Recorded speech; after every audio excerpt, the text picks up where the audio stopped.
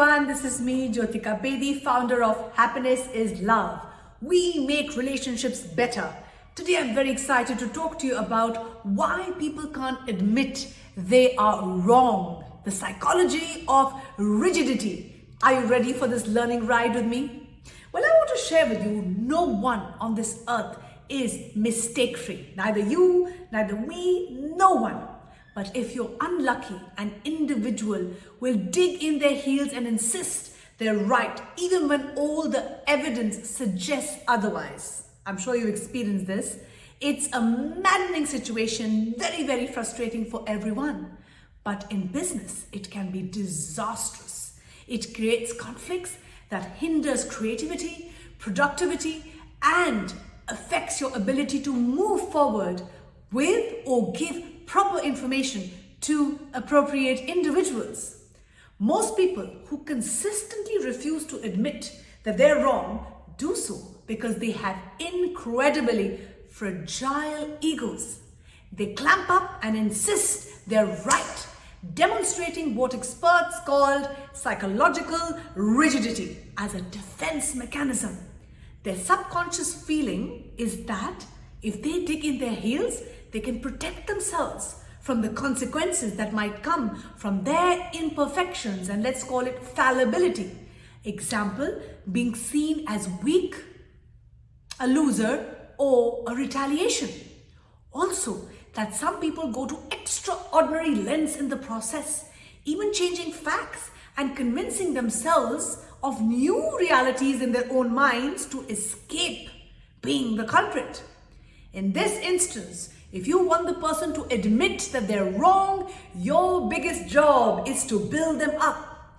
You have to convince them that infallibility isn't a sentence to isolation or something even worse. What do you need to do? Point out as many successes as you can in a practical, calm, casual way. Give them more opportunities to gain small wins that they feel good about. Offer compliments. Provide praise. Provide examples of when you were wrong yourself. This is a very effective way. Describe how you grew and the positive outcome that came from it. This is a tool that I use even with my children. I often, when I make a mistake, I own up, I acknowledge when I'm wrong, and I share this with my children because as parents, we are their role models. When we model to them that are also human and we admit when we are wrong, this is the most powerful way to teach your children to claim their mistakes. Be a friend, listen, offer information, forgive, and have integrity in your speech and behavior so that the person can trust you and learn from them. But there's another element that can come into play too. Admitting you are wrong means that you are opening yourself to learning and changing yourself. Nothing changes till you change. In fact, change is something which is constant. We all know that. In most cases, this is a great thing. But I'm here to tell you, it requires your commitment. It requires work. It can be difficult to do all the introspective studies takes to grow, and some people would rather just be in their comfort zone and not put in that extra effort. Here, your job is to convince them that the change is not going to be easy, but it's going to be worth their while, and it's totally doable. Ask them questions to get them thinking about what they believe and do. Paint a picture of better, bright, shining things that are possible. Model your expectations. Help them set small, achievable goals and provide positive feedback when they reach it. Because whatever you will praise will grow. Remove simple barriers to behavioral changes, such as lack of resources or maybe an inflexible schedule. Point out all the benefits of coming clean with real life examples of others who have seen this and have gained from it. Talk openly about their struggles to admit their mistakes and make a mind shift. Now, whether the wrongdoer has an ego problem or maybe too much work problem, aim is to provide 6 sources of influence, and these include, very simply, personal motivation, internal drivers, which are our internal drivers. Whether you want to do it or not, make sure that the other person feels personally motivated. Social motivation, whether others encourage you to do something. This includes peer pressure.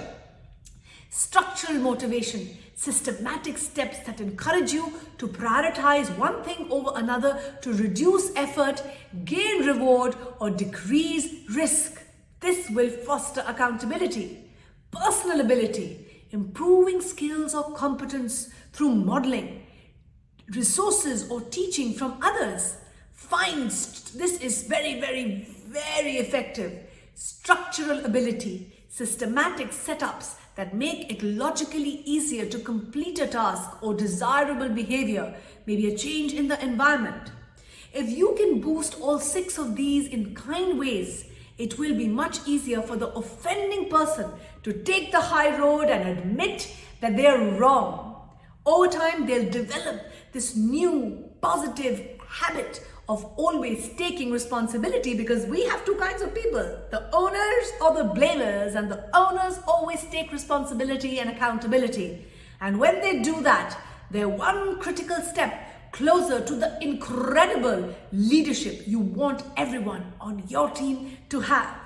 I hope this video was useful to you. We at Happiness is Love are cheering for you because we believe together we can learn, grow, share, and build a better tomorrow. And the responsibility lies with you and me. So let's be the change that we talk of. Let's inspire, influence, and impact change. Thank you for all the love. Keep smiling, keep shining, keep inspiring.